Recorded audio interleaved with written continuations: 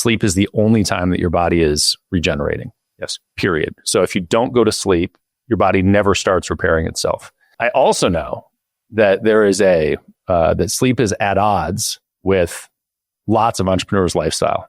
What are the main levers to ensure an entrepreneur can get better sleep? There are a lot. So I have this whole sleep protocol that I'm happy to provide. It's a resource we can get you guys if that's awesome. If that's helpful for your audience. Put it in the show notes. So perfect. So we're designed to work in a specific way. I mean, our bodies are just designed. We have a natural anatomy and a natural physiology. And we touched on this last night, but even as we're sitting here in an artificially lit studio, which is very pretty with the nice, design behind us, this is very unnatural in terms of what your brain and your body are used to. Yes. And you have this thing called a circadian rhythm, right? That I think we talked about. That's very responsive to light. And so early morning light exposure is like an easy, free way that people can prime that circadian rhythm to alert your brain.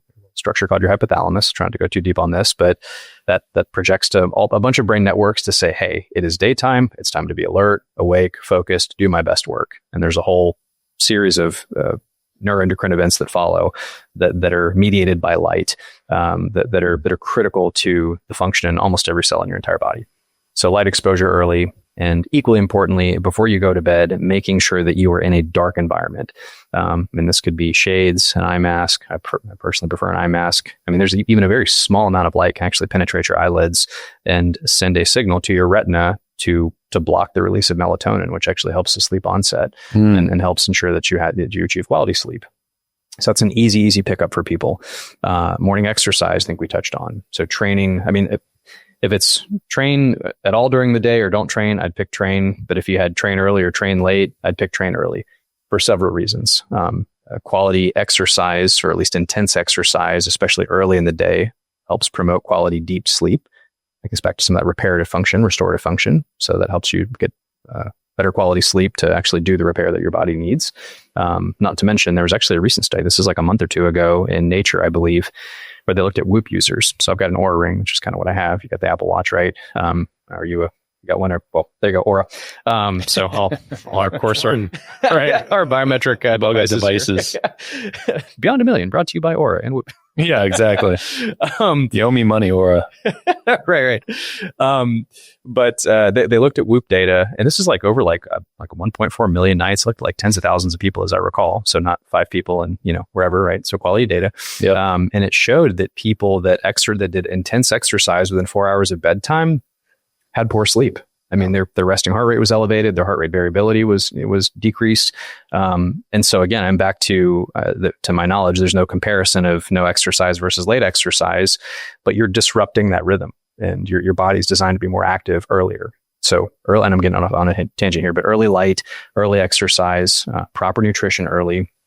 People tend to be more insulin resistant later in the day, meaning that if you are consuming more calories, in particular more carbohydrates later in the day or the evening, and if you're eating between 3 to 4 hours before bed, period, that keeps your gut active, which keeps your metabolism active, which keeps your brain more active. And so that impairs quality deep sleep.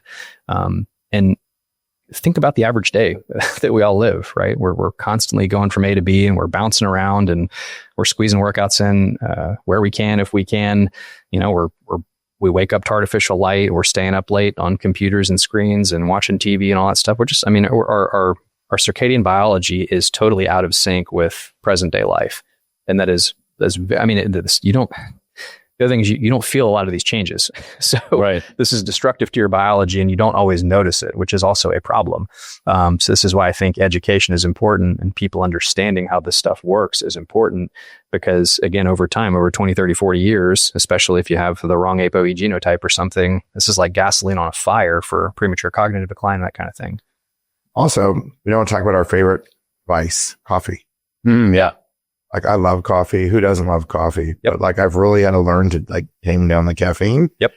This morning, I start with turmeric, and maybe I'll have 1 cup of coffee. But for a while, I think I was doing 3 to 5, like most people. Afternoon coffee, little coffee, and then the caffeine's in your body, which also disturbs your sleep. Yep. So I've really taken it down to like green tea or maybe 1 cup of coffee, sure, as an indulgent, but not because I don't even enjoy the caffeine rush. But I understand, like, sometimes we wake up, even if you get either you've not quite got enough sleep, like 6 hours, or sometimes I just wake up groggy a lot of times. It just takes me an hour to, which is where the exercise comes in. Yep. But for a lot of people on the go, if you're not exercising in the morning, what are you doing? Mm-hmm. You're grabbing a cup or two of coffee, Yep. which simulates being awake, but it's very different than feeling good after being rested. Mm-hmm. You just got your heart going faster and you're just kind of like, it's certainly a less grounded and probably suboptimal, I imagine, your sleep pattern over time. Yeah, so the data on coffee is interesting. I actually just did a Transcend Health talk on this, or at least they came up in Q&A last week. So for drip coffee in particular, let's be clear about this. So just black coffee, ideally freshly ground, although instant coffee, I think there's some data on this too. And with caffeine, not without, because caffeine appears to be neuroprotective. Between 2 to 4 cups a day, as long as it's none past noon, is kind of the general cutoff because of the half-life of caffeine. People actually have an increased lifespan or decreased all-cause mortality. And there's several reasons for this. Again, caffeine's thought to be neuroprotective, just said that. But polyphenols, so these sort of anti-inflammatory or antioxidant molecules that are in freshly ground coffee beans can be very helpful with turning on some of the longevity pathways in the body and the brain. Coffee also has fiber, so different types of fiber that help promote a healthy gut microbiome. And there's increased populations of the kind of appropriate ratio or strains of healthy gut bacteria that decrease inflammation and produce what are called short-chain fatty acids that are important signaling molecules for the brain, the body, the immune system, so on and so forth. So coffee, I think, is actually quite a helpful thing overall. Just not after 12. Just not after 12. That's good. I don't have to feel guilty about my coffee. Yeah. One less thing I have to worry about. That's going to kill me. Exactly. One less. Or if anything, to the contrary. And 12 is not a reasonable cutoff for me. Well, and here's another trick too, or another maybe biohack, I guess. Do either of you take creatine? Yes. Yep. I just started to. I took it when I was a child weightlifting. And I just started. A child or like a? Yes, when I was 4, 5, and 6, I was weightlifting and I would pound creatine with my protein shakes in the morning. Got it. It's not hard to picture. No, when I was like in my early 20s, I was taking creatine as a lifting supplement, right? Yep. And super common, especially in that era. And as of late, it seems that there is data around cognitive performance, specifically when you are sleep deprived. Yep, sure. That's exactly where we were going with that. So I think there's ample data. So let's back up. Creatine, again, widely studied molecule over decades. These have been reproducible results over multiple meta-analyses, large quality trials, blah, blah, blah. That has been largely done in the setting of athletic or sports performance. But to Brad's point here, in the setting of just general A, cognitive performance, but B, in sleep deprivation in particular, traumatic brain injuries. There's some literature on this.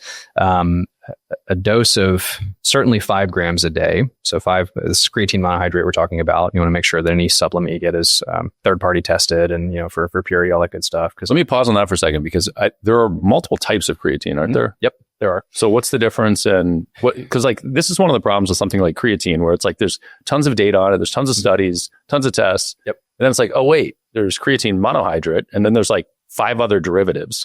So, and then the marketers get their hands on it and they're like, we have all 7. And I'm like, I don't know what that means. Yeah. So do I want that or do I just want this one? Monohydrate has the best data, period. The end. There's like their pH buffered versions like Crealkaline and there's some others. But in general, creatine monohydrate is the most extensively studied, safest molecule, in my opinion. Is there any negative to the other? They're just not as effective. Okay. Yeah. That's because kind of my general. What does creatine? I'm drum roll. What does creatine do? I'm looking. I don't take it. Maybe Maybe I'll get a life hack out of this. So creatine works on what's called the creatine phosphate shuttle in your mitochondria, and without putting everybody to sleep here, it helps you. It helps your mitochondria with energy production. That's the simplest way I can put it. And your mitochondria are incredibly important with respect to your overall level of just general body function. Maybe in terms of longevity, the way that I look at this is you've got a set amount of energy in the body. And your cells have a given bandwidth of the work that they need to do. And so if you are providing them with more energy to take care of that workload, then everything's good. Cells can get repaired, normal metabolism can happen, et cetera. Whereas if you are, chain smoking cigarettes or getting sunburns every day, not sleeping, eating ultra processed food, just having a suboptimal or unhealthy lifestyle, that bandwidth is limited because now your cells have to direct energy towards DNA repair and oxidant stress and so on and so forth. And so creatine helps buffer that to a degree, I guess, is a very, very rudimentary way to put this.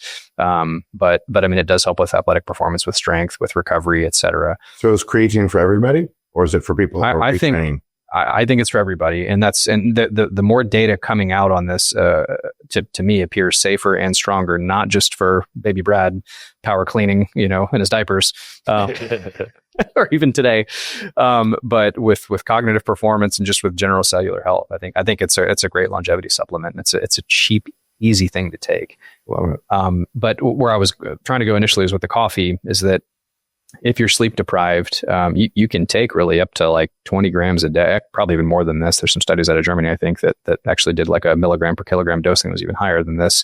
But 20 grams a day, which is like 4 times what most people would take in a day. 20 grams a day of what? Creatine, monohydrate. Got it. Yep. Yeah. I was like, that's not enough coffee. No. Yeah, no, not milligrams. That's a couple hundred milligrams is probably more than enough for most people, if that. So 20 grams of creatine monohydrate a day. I do. So I take it. Full disclosure, I take 5 grams in the morning, 5 grams at night. I divide it in half. There's really no data for that. My theory is that I'm getting some in the morning for when I exercise, and then cognitive performance. And maybe I'm getting some in the evening for when my body's undergoing the reparative function for sleep. I have no science to back that up. That's pure conjecture. You could take it once a day, and that the literature seems to support that too. But my point is between 5 and 10 grams seems sustainable, seems safe. And to get above that 5 gram threshold, that's really where we start to see the cognitive benefits for the creatine transporter to actually shuttle creatine across the blood-brain barrier, which is the selectively permeable covering around your brain that certain molecules pass and others don't. So again, brain health, body health, multi-organ health, creatine's an easy one.